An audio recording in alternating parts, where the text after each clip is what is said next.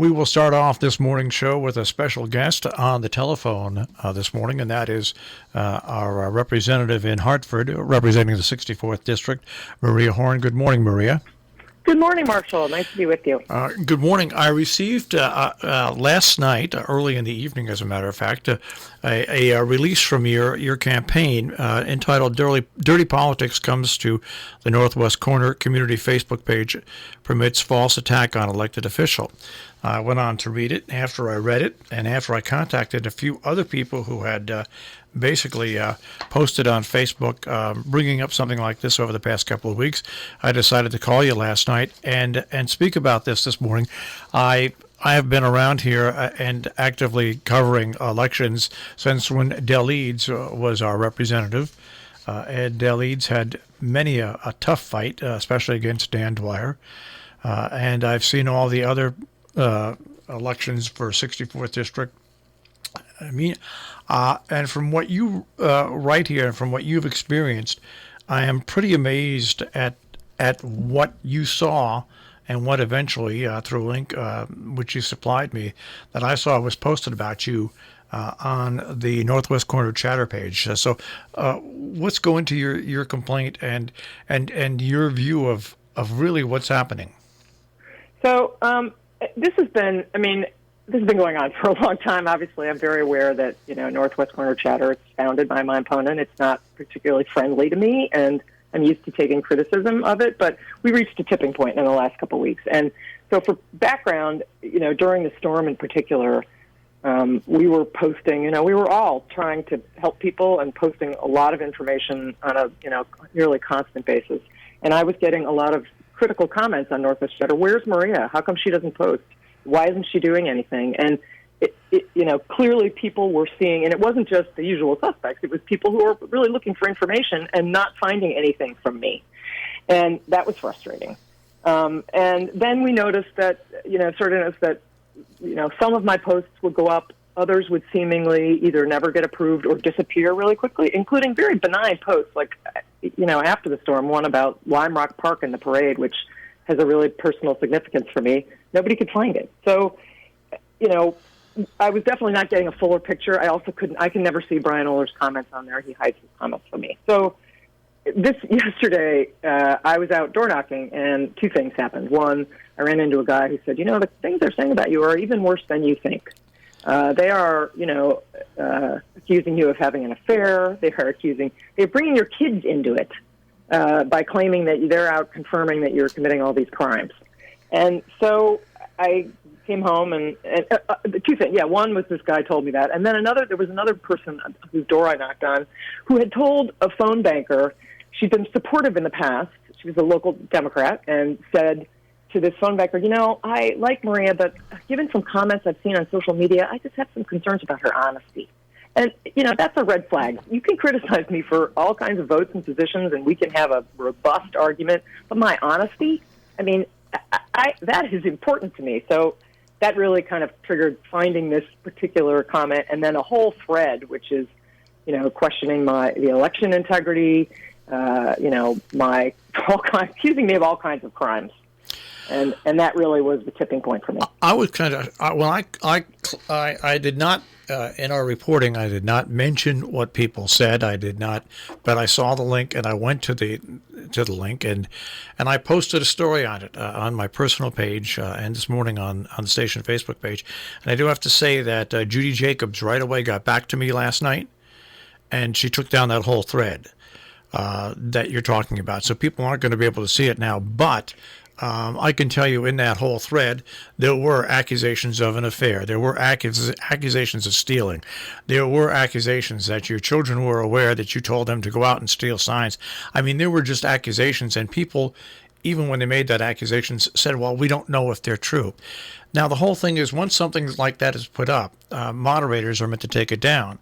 You just cannot post that unfounded stories like that. You just can't. Not what's meant to be on a community page. If you got a personal page, you want to do that, risk running the liability, that's fine.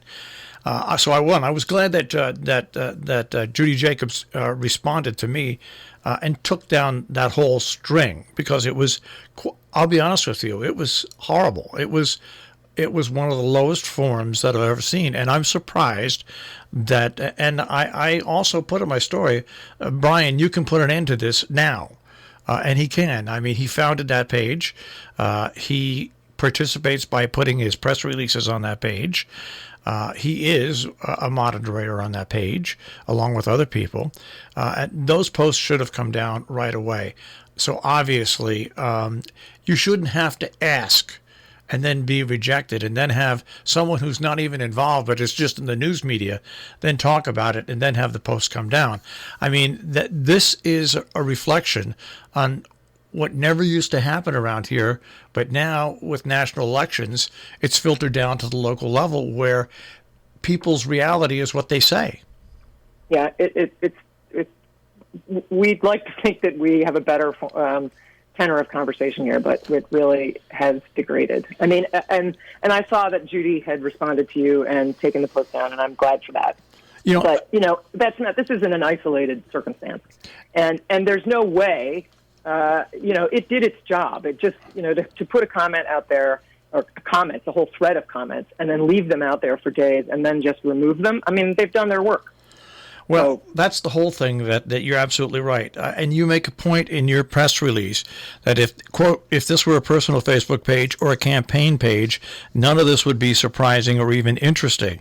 But for a page that holds itself out as a public forum and community gathering spot, as this page does, and that is Northwest Community Chatter, these tactics are deceitful. People who come to that page may not know that they're being presented a view of the community through a deliberately distorted political lens. Those are strong words, but with what happened, they're very accurate words.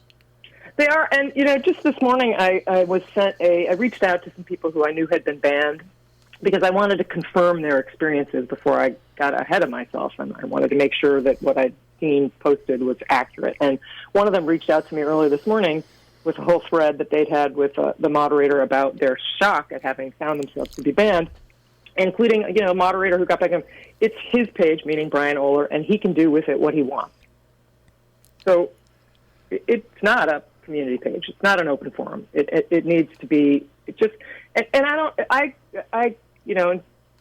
deference to Judy and the other moderators, there is no way for them to wrestle this conversation back into respectful discourse and remove all insulting comments to me. It's just like that's all they. I can't do that. Certainly, that would be the only thing I would do, and I think it would be hard for them.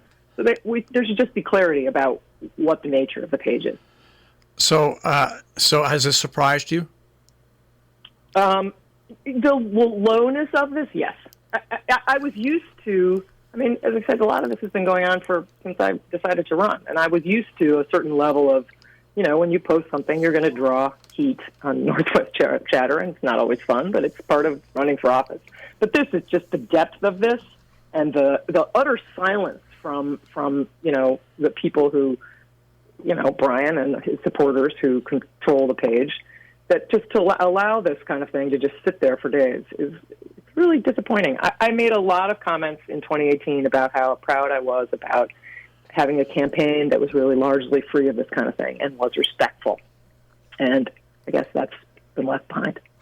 Now, have you taken what I would have done? Have you taken those comments and have you filed a complaint with Facebook about the page? I haven't done anything about it yet. It's a good point. I'm not sure.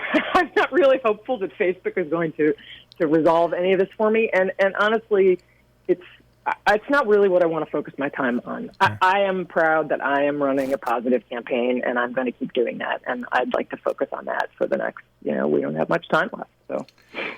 All right. Well, like I said, I was shocked when I saw it. I've known Brian a long time, and I've known him now in his 2 runs against you and before that, and I was equally as shocked, and that's why I put in my response up on Facebook.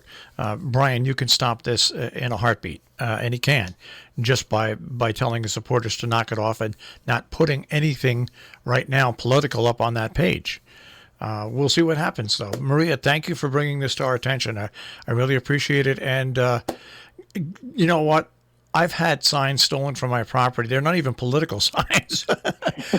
So it is something that we all have to live with, unfortunately. But we don't have to live with false accusations. And that's why we have courts and it's why we have lawyers. And people have got to watch their boundaries because just because you post it on Facebook doesn't mean that you can get away with it. Yeah. Well, thank you, Marshall. I appreciate your help here. All right, Maria, good luck. Thank you. Have a good day. Take care. Maria Horn, our representative, and it is a growing problem, and it is now struck locally in our politics. Just shouldn't be. People should not be able to put up out-and-out lies and have them stay up there for days and days and days. They should come down immediately. Our thanks to Maria Horn for joining us this morning.